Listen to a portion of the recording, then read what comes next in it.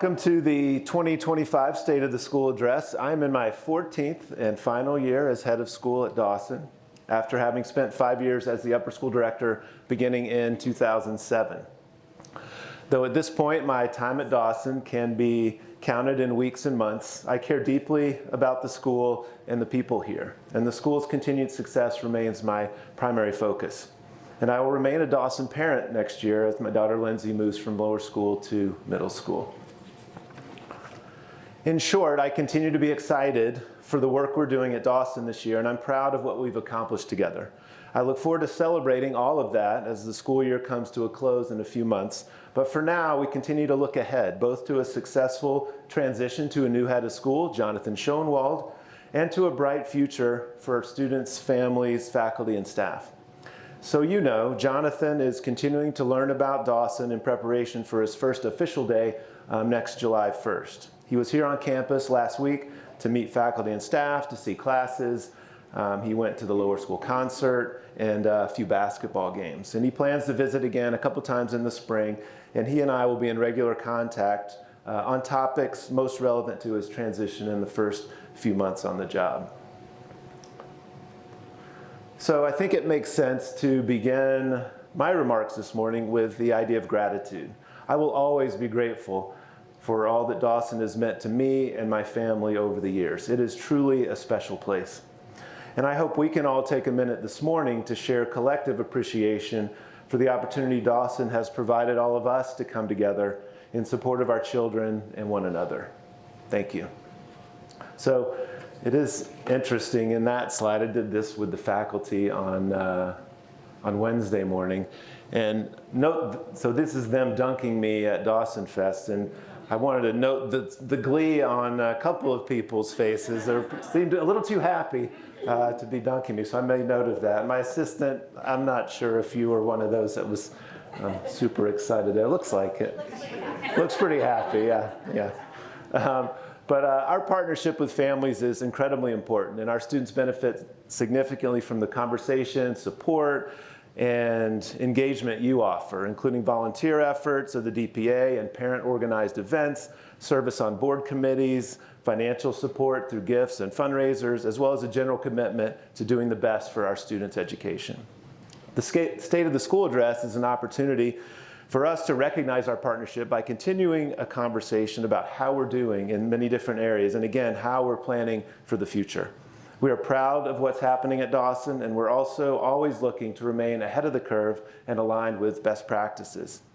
And this year at State of the School, we're trying something new to make it a little more interesting and spicy. The division directors will be doing part of the presentation, and that went really well on Wednesday, so looking forward to that. So also in the spirit of gratitude, I just want to acknowledge, first of all, our wonderful students and families. The DPA, Blair can't be here today, but I think I saw Jess in here as our vice president, and the exec board. So if you're on the exec board, you just raise your hand and so we can thank you. There we go. Yeah.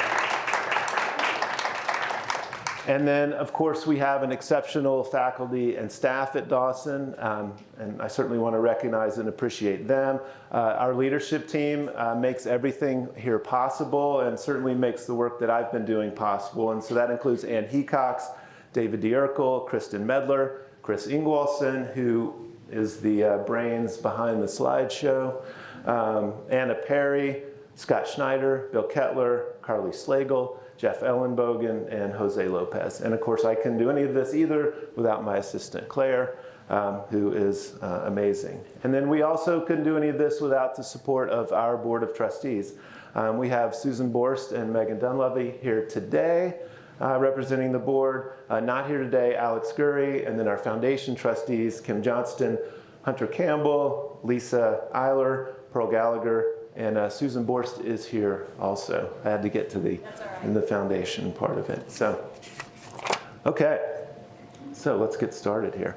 So as I mentioned, our focus continues to be the future, and it has been, since I've been here. What's next? How do we look ahead?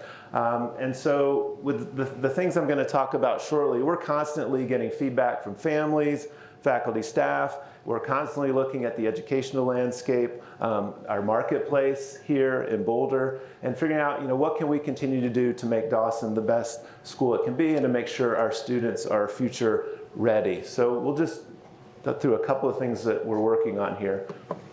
So Portrait of a Graduate is something that we've talked about. We all have our ideas of what we want a Dawson graduate to look like.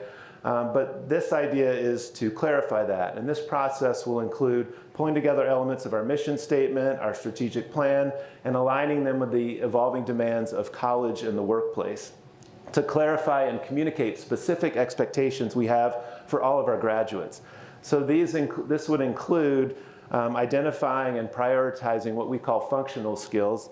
And I think we all used to call those soft skills, but they're becoming more and more important. And these include adaptability, resilience, creativity, critical thinking, and more. Experiential learning. This is a hallmark of a Dawson education, and we do a phenomenal job with this. What we're trying to do is systematize it a bit more from grades K through 12. Layering on a competency framework, meaning how do we assess how our kids are doing in experiential education? What lessons do we want them to take from it? And how do we measure that? So we'll be piloting something this spring in our winter programs to help kids understand what skills and values we want to take from experiential learning. And we also want to ensure, and we do this already, but we want to do more of it, that our winter experiences tie directly to our curriculum, particularly in the areas of civics and industry-based opportunities.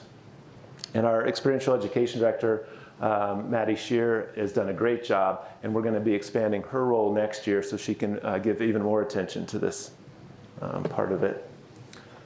Future-ready academics. You all know, hopefully, we've made a big push this year to make sure that we are up to speed on artificial intelligence and technology in general, and we'll continue to do that, and because we know that preparing kids for the future is our primary responsibility. And I'm proud of the work that our technology department and our teachers have done to really define how we're using AI, but also recognizing that students are still responsible for their learning and that learning is still a human-centered endeavor. And we will continue to do that even as we teach them the skills that they're going to need to use this moving forward.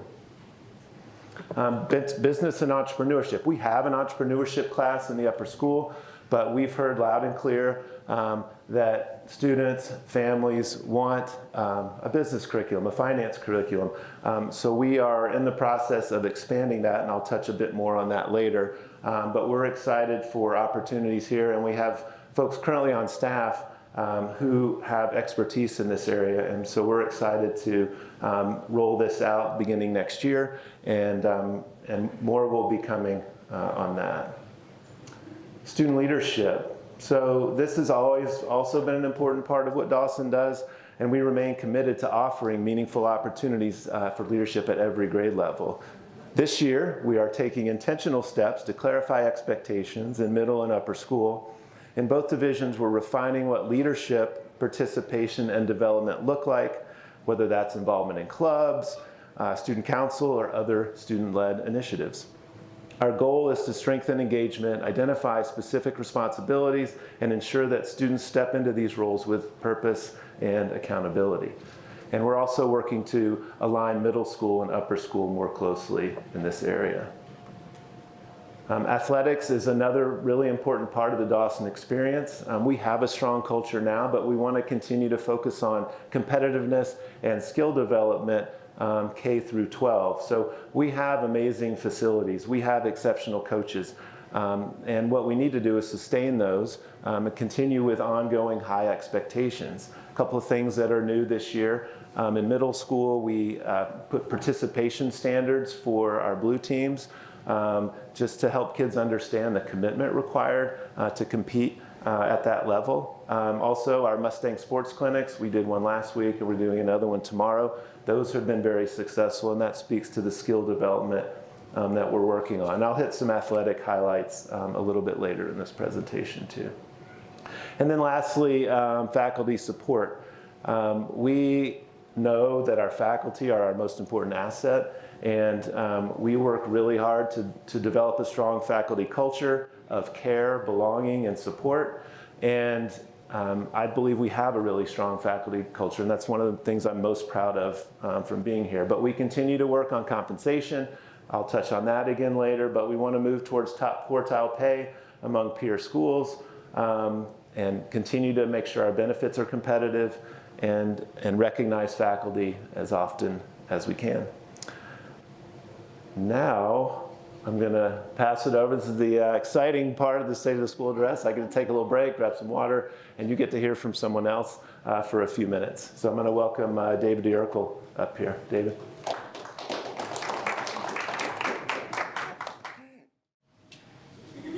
Thank you. Thank you for being here today, guys.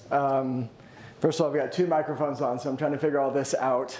And George once again referred to me as the spice or spicy part, which I told the teachers on Wednesday. I've never been referred to as the spice or spicy, so feels good. To start out, we wanted to just really recognize about the transition, right? First and foremost, I want just a big thank you and just a debt of gratitude we have towards George Moore for his 19 years of dedication to Dawson.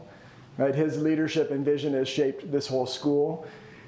The other day when we were speaking, we were sitting in a building that he helped build. Today we're sitting in another amazing building that he helped build at Dawson that has changed how our kids learn every day. So I think one of the things that people don't get when you get to be, behind the scenes working with people when the cameras are not on, when there's not people watching, is you really get to see their character. And I know from the 5.5 years that I've worked with George that he's all about this school. He's fully dedicated about trying to make this the best institution possible. He cares deeply about the experience of kids here, and he's very supportive of families. So I'm very grateful for the time I've had to be able to learn from him. I've told him many times he's the best head of school I've ever worked for, and I've worked for a lot of head of schools. Along with that, we're working really hard to make sure that the transition is smooth for our new head of school, Jonathan Schoenwald. We're going to spend a lot of time with him, supporting him in the transition. He's clearly very accomplished and is going to come with some great new ideas for our institution. But we're going to put in the extra time and effort to make sure that when he's here on July 1 and he's actually in charge, that we're ready there for him and that we can continue the momentum that we have as a school. But before I move on to some other slides, just George, thank you. We really appreciate everything you've done for this school. And I'm so excited that Lindsay's staying on in the middle school. She's been another gift to our school as well. She's such an amazing kid. A couple of things that I want to talk about. I'll get to the lower school stuff, but some of the other stuff within my new role as the associate head of school is I've been able to work a lot with assessment, K-8, and excited to just talk a little bit about how we're doing and what we're doing. Look at all these middle schoolers. Come on through, middle schoolers. It's okay. We are really working on standardizing our approach to assessment, right? The key for assessment in schools is early and often, right? And then actually taking that data, using it to inform your practice and your approach, using it to support kids in a variety of ways. Identifying needs and putting them out there, whether those needs are some extra reinforcement for some kids or they're scaffolding and pushing kids who are scoring really well. The key is to really look at that and make sure that you're making good decisions about it. One of the good things that we found on the fall test is that our kids are doing extremely well. Right? I think that's one of the things sometimes you're like, oh, I don't want to look at the data. I don't want to find out what it says. And then you look at it and you're like, holy cow. The middle of our kids, right? The average kid in reading K-8 at Dawson is in the 83rd percentile. That's unheard of in schools, that our kids are reading that well across the board, K-8. And 79th percentile in math, and that's one that we know. We targeted last year. Middle school just adopted a new math curriculum. Lower school's in the process of adopting one. We know that that's an area that we can increase because we have strong math kids and we have strong math teachers. We just need to align our approach a little bit better, and we know those scores are going to go up, and we're going to keep a really close eye on that over the next couple years to make sure that we're figuring out what it is that we're doing well and maintaining that, but then also mining any other details out of the data that will help us get better. So excited about that work so far, and it's been fun to work with the middle school teachers as well, because they're super receptive and really want to do the very best in what they're teaching. George alluded to this as well. Miss Medler, Miss Shear, and I went to a conference about a month ago that was excellent. It gave us a lot of time and a lot of support to come up with a plan for the next 5 years for experiential education. One of the first things that we're going to roll out is to make sure that all the overnights, all the winterims, all the big experiences that our kids are doing have a framework around them to support the kids in not only experiencing the experience, but reflecting on it based on Dawson's virtues and other important things that stand out, like independence, autonomy, positivity, right? Some of those things that really make or break a trip, right, for a kid. And we're going to give them time to reflect, and we're also giving teachers time to reflect with them, give them feedback about how they're showing up as a learner in these moments, right? Which can be hard, away from family, multiple days. Those can be hard, but that's where you really show up as a human being. And we are going to start that this spring. The curriculum committee voted on that a couple of months ago, that we are going to do that K-12. We're going to have a consistent framework that kids will have the opportunity to reflect on, teachers will give feedback on, and we're going to pilot that this spring. With a lot of feedback from teachers and a lot of support, because we're going to kind of try to work out the kinks so that next school year we will be doing this and putting it on the report card. So everyone will be able to see how our kids are doing in these situations. And I asked some Dawson parents about that recently. Would you like to know how your kid is doing in compassion? Would you like to know how your kid is doing in some of these other key virtues like respect that are core to what we do every day at Dawson? And the parents were like, of course I want to know that, right? I need to know how my kid is doing in those areas. I want that feedback. So we are going to make sure that gets onto the report card next year and really start to build out a K-12 continuum of this over time. So we can work on those skills that are harder to grade in a normal classroom, but we all know are the key to being good human beings and successful adults. Finally, on my last slide, just some talking about some lower school highlights that we've had this year.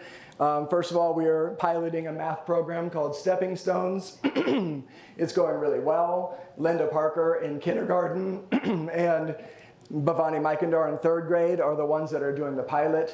They are excellent math teachers already, and they're the ones that are kind of at the forefront for us doing the work with the consultants, coming back and working with our teachers and talking about what's looking good, how it compares to our program right now, which is called Math in Focus, and then what comes next. And we're going to do a lot more of that in the spring, working with the consultants from Stepping Stones to see if that's the one we're going to move forward with next year. But all signs seem to be pointing towards that being adopted next school year.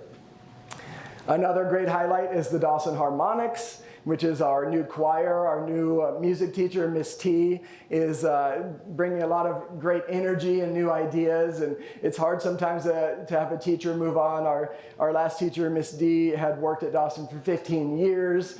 And we were so sad when she left because she's so accomplished and a great teacher. But at the same time, you bring in someone new and they just immediately have new ideas that are awesome and fun.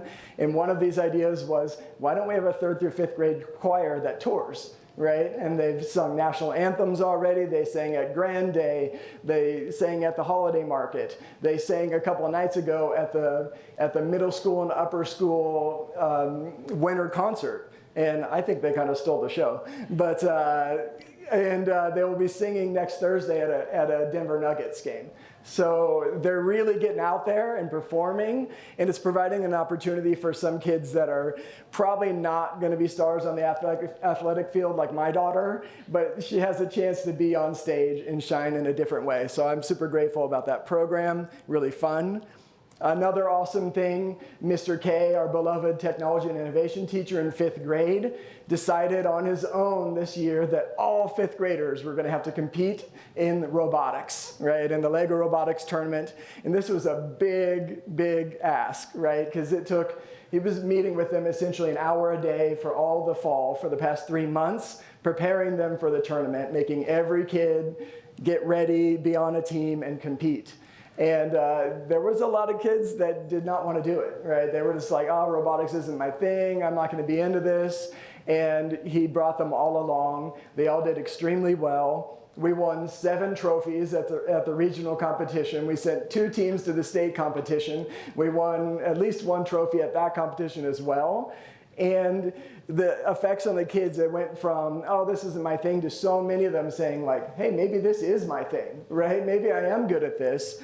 In particular, we saw a letter that was written to him from a kid, unprompted, that essentially said that, like, oh, when you made me do this at the beginning of the year, I did not want to do it. I was so mad. I went to the practices at the beginning, but really grumpy. And then over time, I learned and grew and found that maybe this is something I really enjoy. And I'm so grateful and thankful that you made me do this. It's such a great letter, and just such a great way to kind of synthesize the experience for our 5th graders, and we're hopeful to continue and push. This was Mr. K's first time doing it, and they had a lot of success. So we know that half of the battle in Lego robotics is knowing what you're getting yourself into and preparing ahead of time. So we know we'll have even more success in the future with that. Couple final things. Our Learning Support and WIN program is going extremely well. We're working so hard. We have very talented people, Kelly Pringle and Tracy Graham leading that, making sure that we're meeting the needs of all the kids, assessing as early as kindergarten, making sure that every kid is scaffolded and supported as we try to make them thrive in their grades. The WIN program is one that's really special too, because that's when we all descend on a grade once a week. So learning support, me, Miss Weibel, Miss Delaney, and we break the kids into smaller groups and kind of find things that they really enjoy and start to push them as well. And that's really fun for me because I get to work with the kids in all the grades. But it's also fun for them because they really get to try something different and shake up the day and work on strengths that they have, but also sometimes work on some weaknesses that we've identified as well. 2 more things. Lower school dean is a new role in the lower school that we're very excited about. Kelly Pringle is the person who we appointed for that role. Now everyone in the lower school is calling her Dean Pringle. So if you see her, you should call her Dean Pringle and see how she reacts. Everyone knows her at Dawson as just a deeply dedicated, hardworking, very accomplished teacher, and she's doing an amazing job of continuing to support kids, support teachers, support parents, and put it all together, support me, and make sure I have all the information I need to be able to do my job well. So we're excited that that role came to be in the lower school. And finally, I told the teachers the other day, it's not a question of if, it's probably more a question of when, and the simple answer is it's not next year for the early childhood. We're still not ready for 26-27, but we are very hopeful that soon after it will come to be, because we know that this is something that the market wants, and we know that's something that will improve our school overall to have a strong base in the early childhood and make it easier for a lot of our families. I talked to someone the other day who is a dedicated Dawson, like diehard, and I was like, why is your granddaughter going to BCD? And they were like, because you don't have an early childhood. And my kids, she has a younger one too, and we can't make that work, you know? So as soon as we can kind of close that gap and make sure we have support in early childhood as well, I know we'll continue to strengthen our base and improve our school overall. All right. Without any further ado, I'm going to pass off to Miss Medler to talk about the middle school. All right. How exciting that we get to be the Spice this time around. Way to end on a good note, George. Love it. I'd love to share with you some exciting things happening in the middle school. First, as we heard about earlier, we have a new math program in the middle school. We began our year with math boot camp. We had never done this before, and we thought, okay, this program kind of raises the bar a little bit. So I sent an email to parents and said, does your child lack skills, or maybe has skills, lacks confidence? This might be for you. It was really well received. The kids reported coming into the year feeling confident and good about their math classes. So we will be doing that again next year for sure. Our new program is called Envision by Savas, and the teachers received professional development. They connected with one of the representatives, and we will be meeting with her again in April to go over how did the year go, what needs to happen for next year. Something that I love about this program is that it's bringing back kind of the old school workbook. We had wonderful digital resources, amazing projects, but we found the kids really needed that rote practice. So now we're able to, with this curriculum, have a blend of the three. And it's also helping align students from grade to grade because we have this curriculum that follows 6 through 8. The other thing that's been really fun is Mr. Greschler is our learning support specialist, and he has been doing targeted executive functioning lessons. My favorite was organizing your backpack. In middle school, organizing your materials is a challenge. So he had a few example messy backpacks, and he said there are 3 piles: trash, recycle, keep it. And he set a timer, and kids had to take this example messy backpack and keep, recycle, trash, trash, keep, recycle. In under a minute, they had to organize their backpack.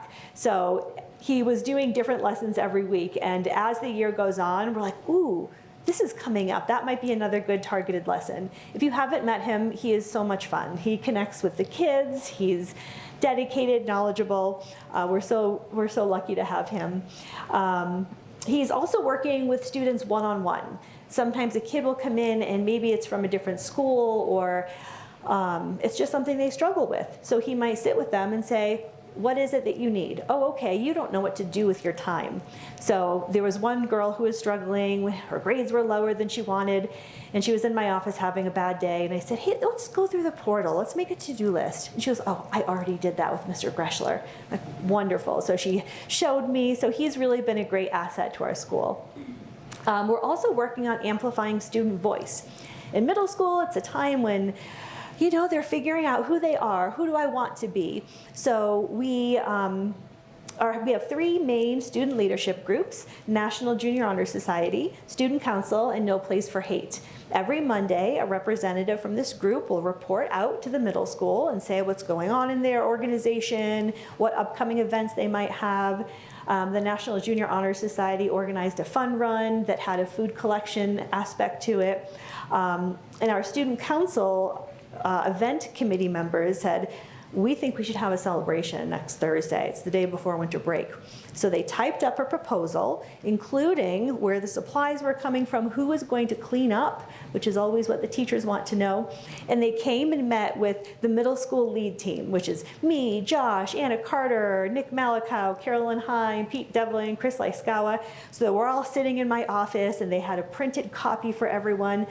That I thought, this is exactly what you'll need to do when you're older, right? Is submit your proposal, answer questions about it. So the kids are really stepping up in pretty creative ways. We're also working on our advisory program. Our goal is to have a safe, predictable landing place. On Mondays, we meet as a whole middle school, but Tuesdays, Thursdays, and Fridays, kids report to advisory. And in advisory, they can expect to be in a circle. And that is a chance to say, yeah, I'm really tired today, or I have a test and I'm feeling stressed, or I'm so excited I just got a new bike. But every advisory should have a very predictable way to come to school. We're moving from town council to student council so that we can align with a national student council organization. This is Josh Gafka's initiative. He applied for some professional development funds, so thank you to those of you who fund our PD. And he's going to Washington, D.C. to see how these other organizations are running and bring that information back to us. And then finally, Mr. Gafka is also working on restorative practices. He's done extensive training with the International Institute for Restorative Practice, and he's working with Suffolk University with some online programs. He is using circle conversations to facilitate peer-to-peer conflict. Maybe a student is very squirrely in math class and the teacher's frustrated. They sit in a circle and they talk about the impact. Sometimes kids are tardy, and they have what they lovingly call tardy parties, and they get together in a circle and talk about, why do you think you're late? What can we do to help this problem? And we do this restorative work to take unnecessary shame out of discipline. Kids already feel bad. No one wants to make mistakes. So we don't want to focus on the punitive. We give consequences when necessary, but mostly we want kids to learn and grow because they're middle schoolers. So those are the exciting things we have happening here. If you have questions, always feel free to reach out. So I first want to touch on our AP success. We had an incredibly successful year with our AP courses last year and our AP exam results. We offer 14 AP courses. Last year, 126 students took 264 AP exams, and 90% of our students earned a score of 3 or above on those exams. We had 27 AP scholars, 11 scholars with distinction, with honors, and 26 scholars with distinction. And just to highlight a couple of classes, in AP Biology, our average score, and 5 is the maximum score, was 4.83. And that's AP Biology. In Chemistry, our average score was 4.8, which is ridiculous. I think that might be the hardest test ever written, AP Chem, at least to me. And then in AP Literature, we had an average score of 4.67. And just by comparison, the Colorado average scores in those tests were 3.16, 3.31, and 3.37.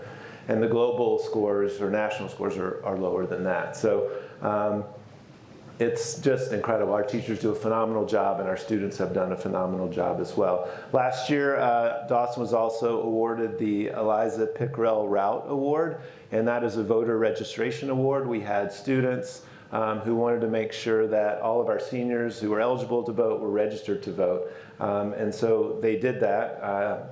Addie Stanzel and Elsie Holland, who are current seniors, worked on that last year, and Alice Bauer was their faculty advisor. So we were recognized for that. This year, for National Merit, we had 2 commended scholars, Canon Montgomery and Diego Lecaros, and 2 National Merit semifinalists, Elsie Holland and Sterling Hurst. Also Challenge Success, we continue to work with them. We sent 4 students and 2 teachers to their annual conference at Stanford, and while there, a class of 2025 alum presented at the conference. Chloe Seebeck presented From Pressure to Performance, Creating a Culture of Support for Student Athletes and Performers Alike. So she's continuing what she learned through Challenge Success and at Dawson to further her learning. And then finally we have, last year we had a Betcher Scholar. So Betcher Scholar, there are 50 awarded in the whole state of Colorado every year, and they get a full ride to any Colorado university. Last year, Rodas Tuelde won from Dawson, and this year we have a semifinalist, Tegan Slayton. And so we'll follow her progress and hope that she is recognized as a Betcher Scholar as well.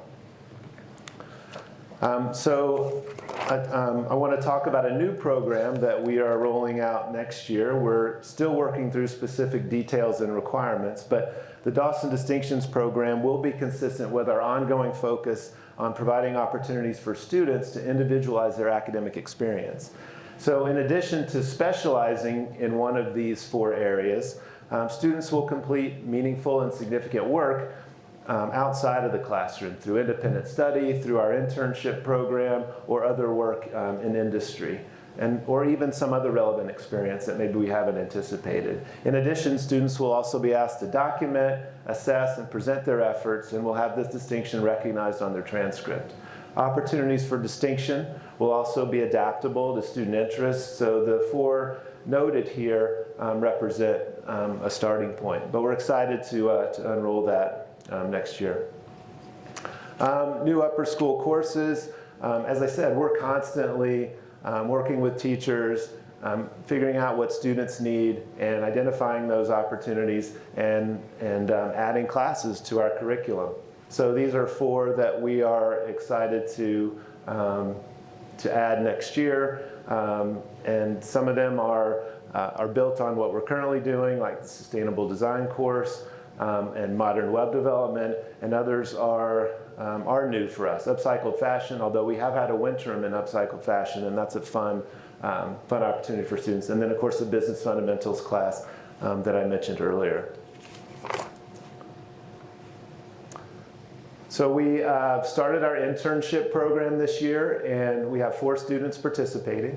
And you can read a little bit of student feedback down there below. But we also, more importantly, have many, many organizations who are interested in partnering with us. So as we move forward and have more students who are interested in doing the internship program, we'll be able to partner students with these organizations to continue to grow the internship program. But we're really excited about it. Carly Slagle, Ann Hecox, and Jose Lopez have been working on this. And I'll just share another quote real quickly. I've spent my internship working as a student fellow on Phil Weiser's campaign for Colorado's next governor. So far, it's been quite fantastic, being able to be part of something that could potentially be a permanent addition to Colorado and our history. I've done things like canvassing in Denver to research papers on topics important to Colorado to managing fundraising events. I've learned the basics of the inner workings of a campaign and what may be expected of you when you do participate. Overall, this experience has been so important to me and how I view politics and a possible career in that field. We talk a lot about college counseling here at this state of the school. Obviously, it's a huge part of what we do and a huge advantage that we offer to our students and families. These are just a handful of the trends, but the college landscape continues to be highly competitive and uncertain with shifting timelines, evolving practices, and federal issues. Waitlist decisions are coming earlier than ever. Colleges are relying more heavily on early decisions to shape their classes, and more schools are bringing SAT and ACT scores back to facilitate their decisions. In this environment, our focus at Dawson remains the same: developing standout students and providing highly personalized guidance from start to finish.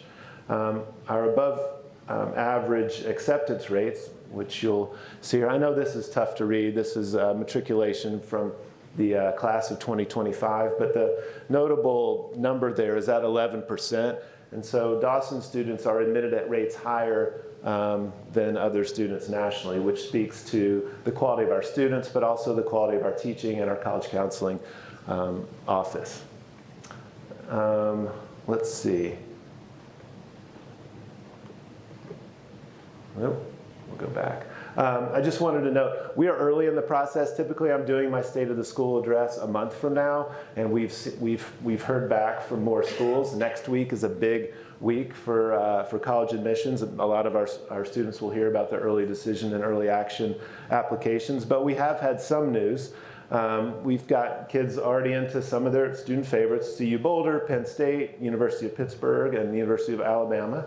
And some that reflect specific interests and talents. The University of St. Andrews, Rose-Hulman, and Embry-Riddle. But we'll have much more excellent news on the college counseling front coming beginning next week.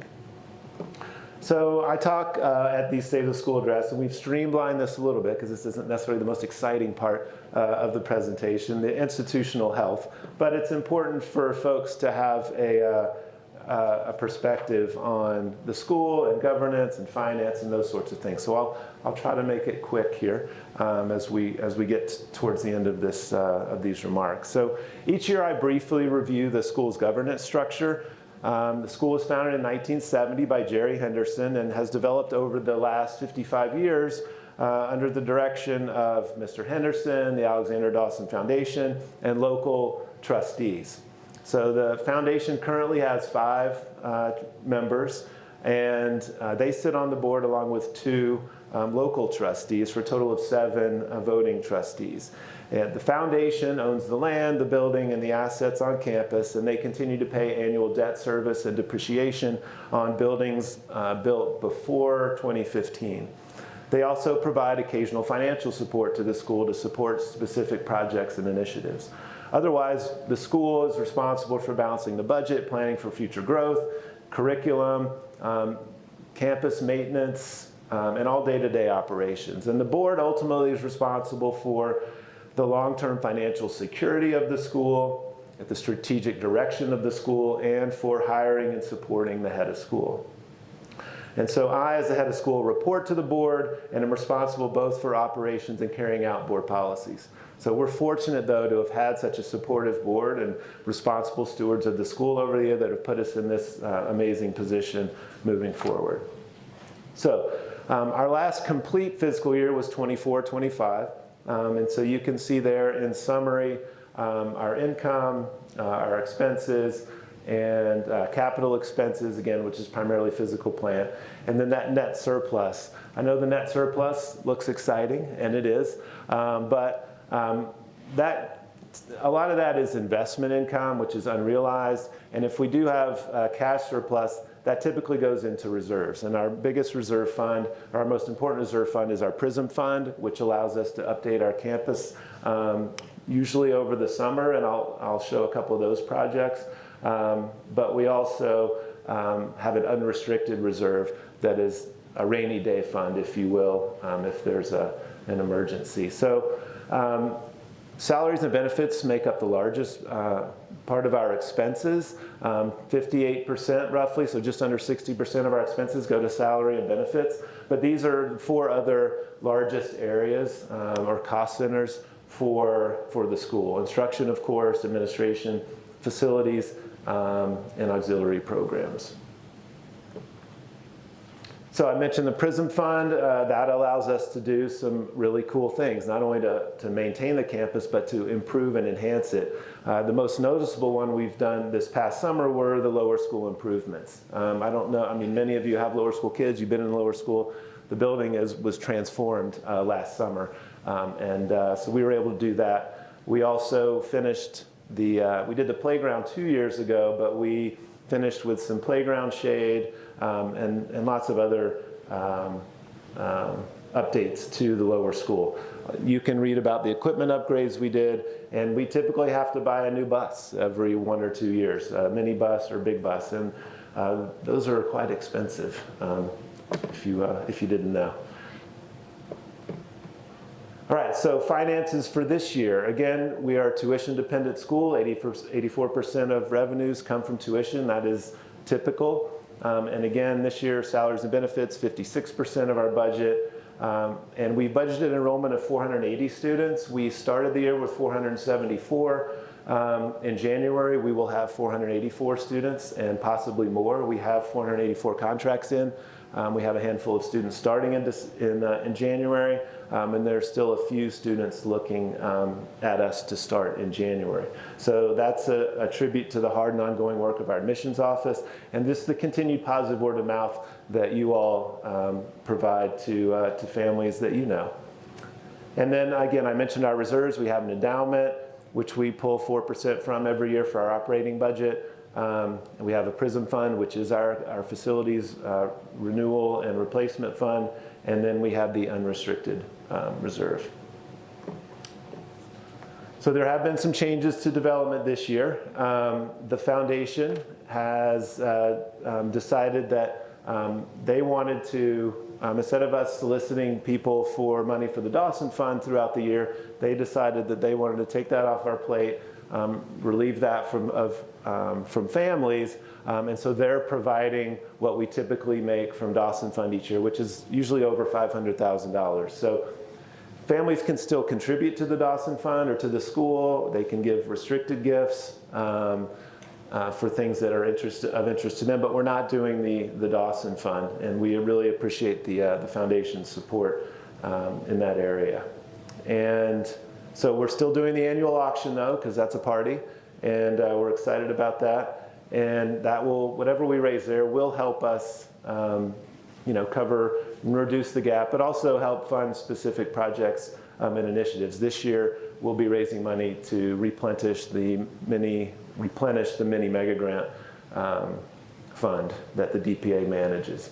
So we're excited about that. And then, of course, we provide some funds to the DPA. The DPA also raises money through their various endeavors, the Stang, Holiday Market, and Holiday Greenery sales. So we continue to rely on the support of parents, but the fundraising element has been reduced by the generosity of the foundation. So we're excited about that and appreciate that.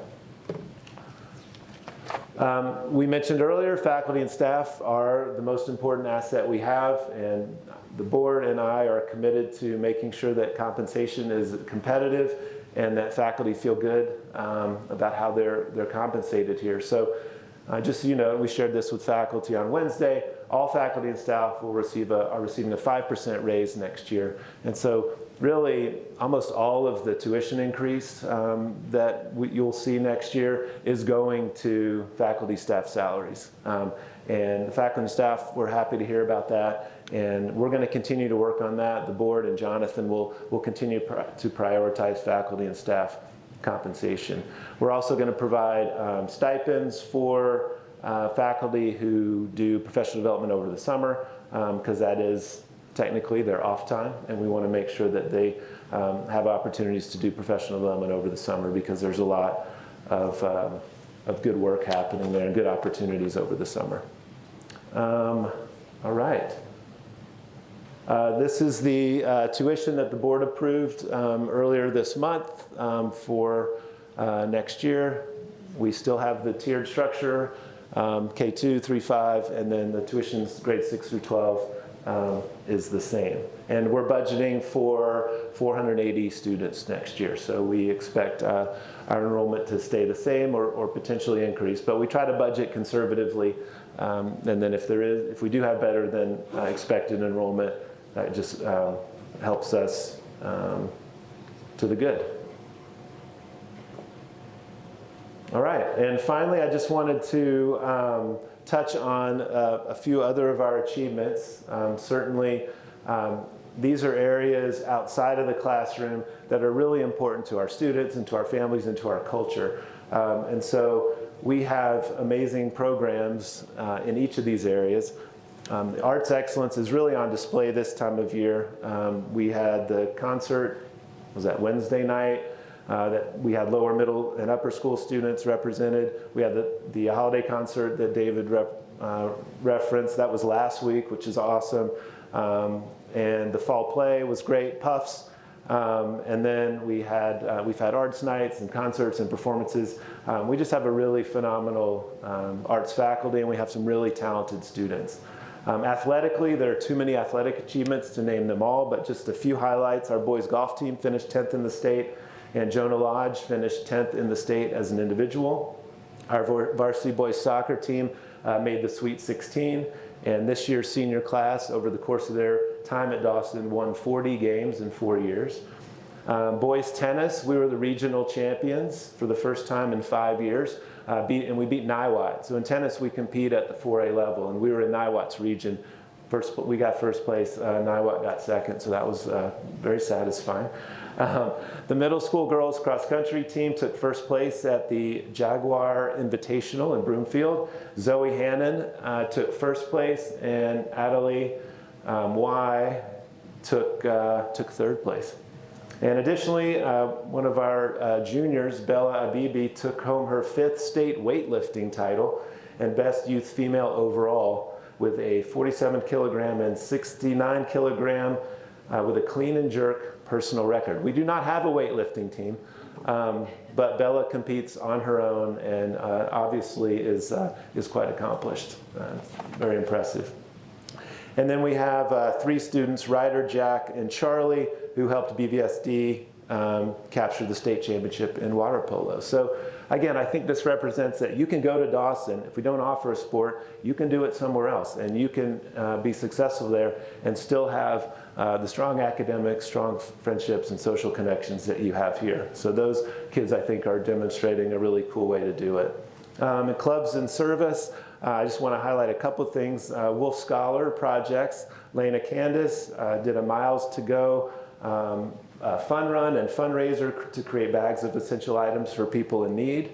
Emily Ashby is collecting new and used athletic gear for children in Barbados and delivering that to them. And Chloe Pennington met and volunteered with kids and families at Children's Hospital and made care bags for them. We also had an amazing middle school Thanksgiving drive for Alicia Sanchez School in Lafayette. We donated and raised money and donated 60 complete meals and 40 additional turkeys to the school. And Carly Gronholm was instrumental in making that happen. So we appreciate that. And Kristen Medler also helped deliver those. And it was a really meaningful donation for those families. We also have a ton of amazing community events, many of which are sponsored or organized by parents, from the Dawson Fest and Pony Puff, Winter Carnival, tailgates, and just a PSA, the Winter Tailgate, Winter Slam is on January 8th. So I know that seems like a long way from now, but it will be here before we know it. And we have student-driven events like movie nights, ice cream and ice cream. And then we're doing another one, Swiss Miss and Christmas. So that's fantastic. So as this slide says, the next chapter belongs to you. The work ahead is going to require all of you, and together I have no doubt that this community will continue building a school where every student is able to explore their passions, find friendship, and launch meaningful futures. And again, I just want to thank, I know I'm not leaving, but I want to thank all of you in the Dawson community for your support and partnership in making this school the amazing place that it is. And I will miss it. I'm not going to get emotional now, but I'll save that for May. But thank you for being here today. And we're going to wrap up the formal part of the State of the School remarks now, but I'll be around for questions if folks have any. But thank you so much.